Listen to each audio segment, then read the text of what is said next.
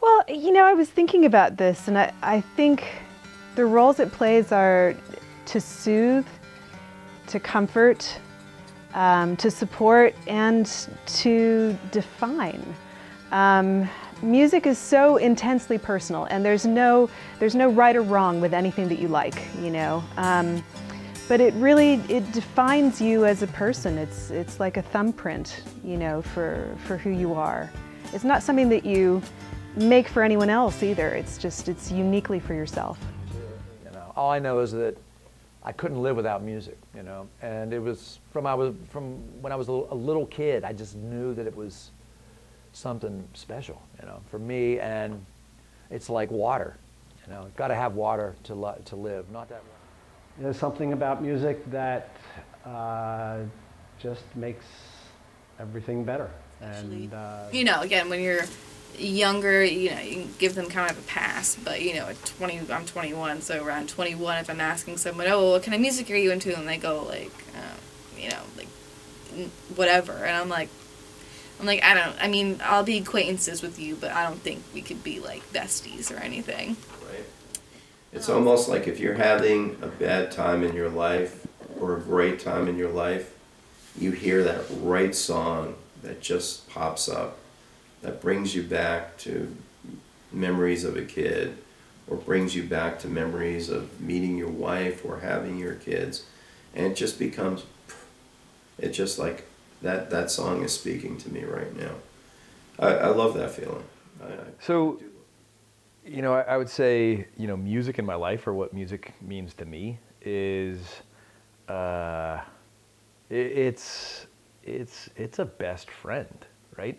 So regardless of the event or what's going on in your life, if you're happy, if you're sad, if you're lonely, if you're down, there's Johnny Cash. If you're partying, there's Macklemore. If there's it's having your best friend there. And while the British explosion was here and was very popular, I was searching out.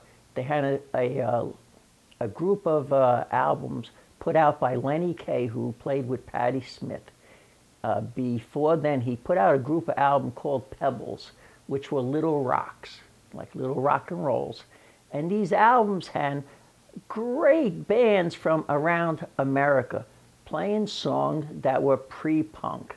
And I really connected with that. That we had that music here, and no one was listening to it.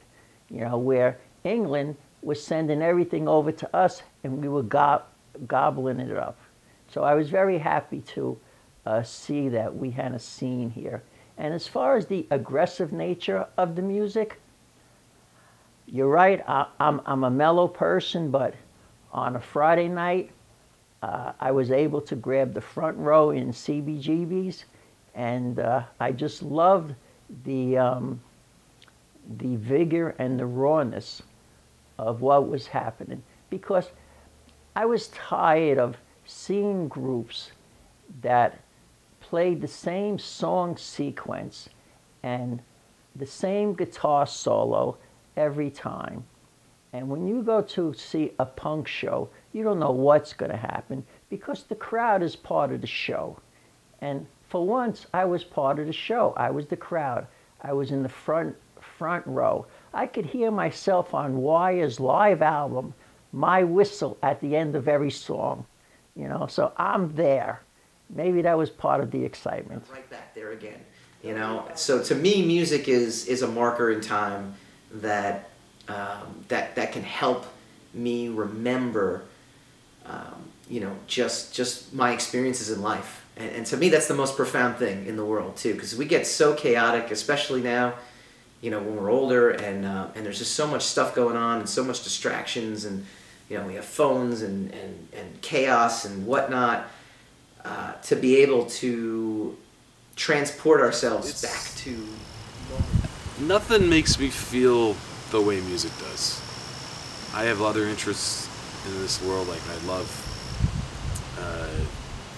I'm a passionate football fan. I love food, but I'm interested in history.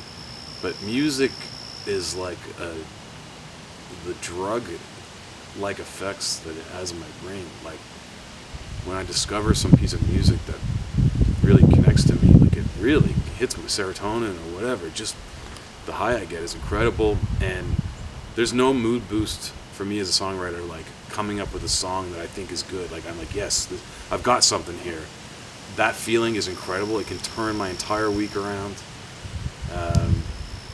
And you know, you mentioned before about the like Friday after work kind of vibe of like what's in your car. That's a very important thing for me because, you know, before I was able to play music full time and you're working stiff, that's a really special thing is when you knock off work and it's like, okay, now it's my time. And that little like intersection, that moment when you've got 2 beers in your system and you got the whole weekend ahead of you, you're not drunk yet, but you're just getting there, and it's like, and you've got like, I don't know, Joe Walsh, Funk 49, James Gang on the radio, like, that's such a special feeling.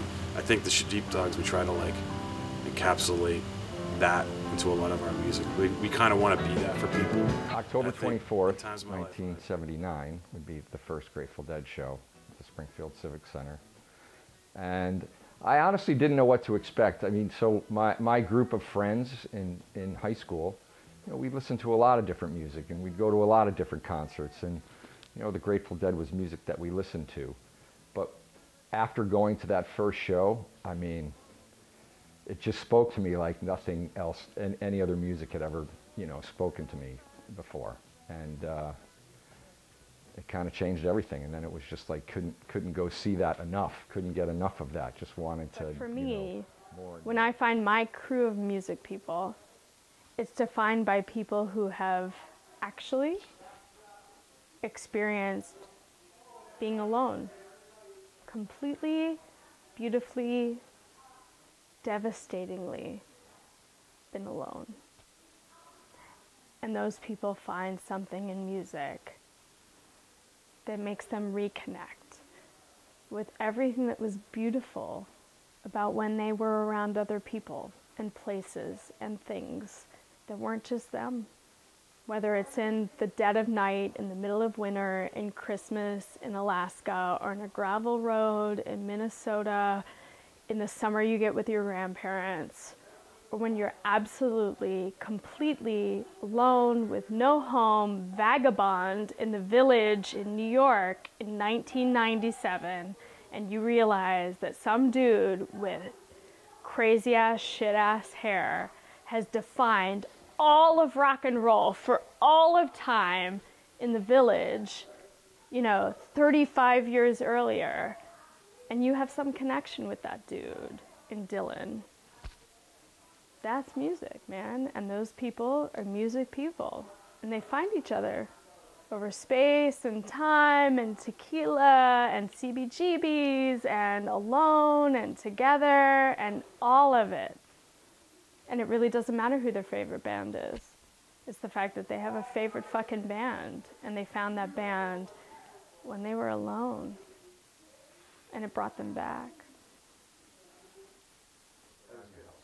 So I think what music people means to me is that it's somebody that gets it.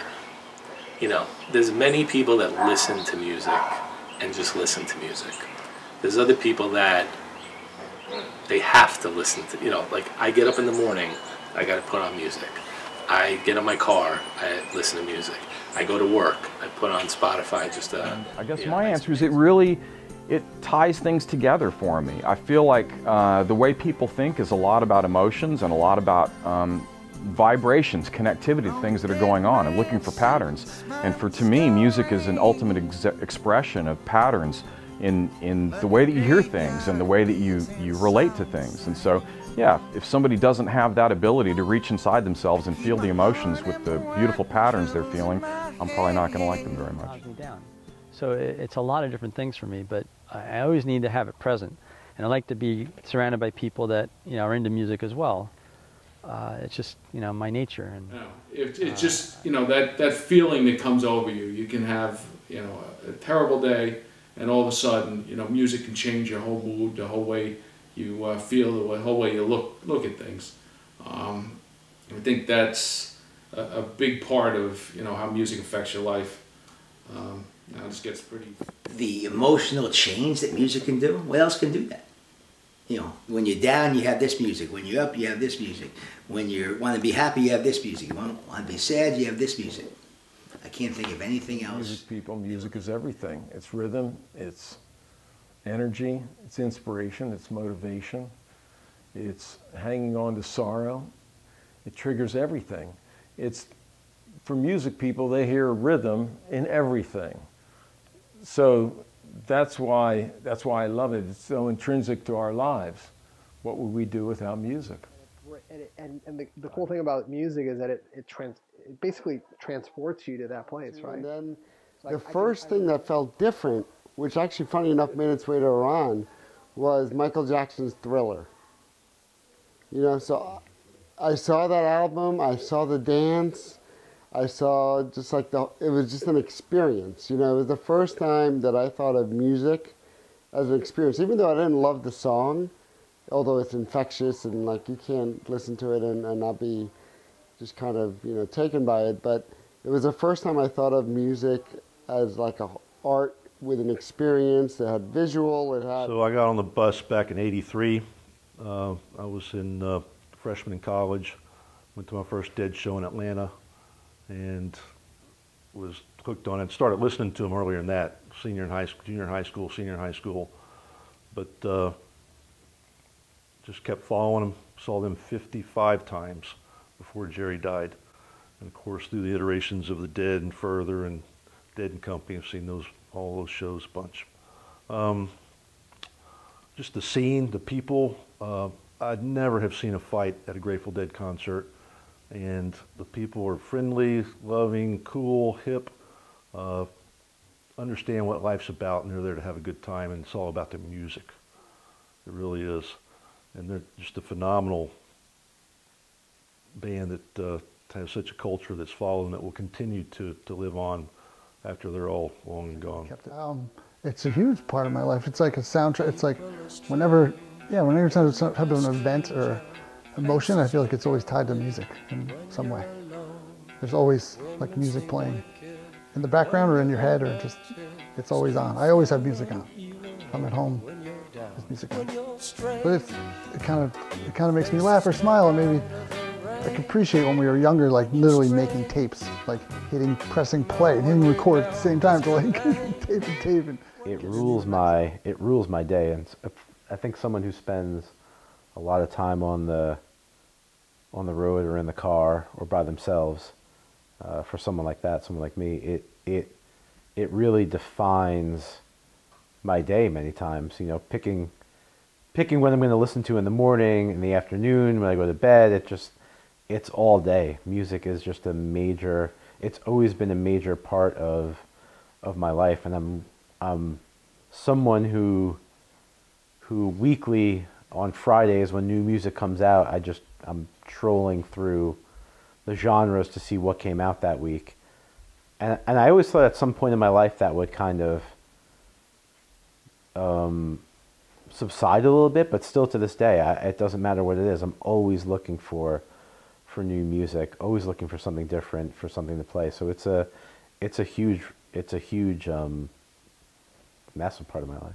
So it's always, I guess, just really been a backbone of my identity. And I can think of songs and that type of music and think of like a very specific time of my life, and people that I knew and things that I did at that time. So is it I hear songs and I could tell you, it brings me right back to a certain spot on a certain day, and I could pinpoint it probably to the day of the year that the first time I heard that song.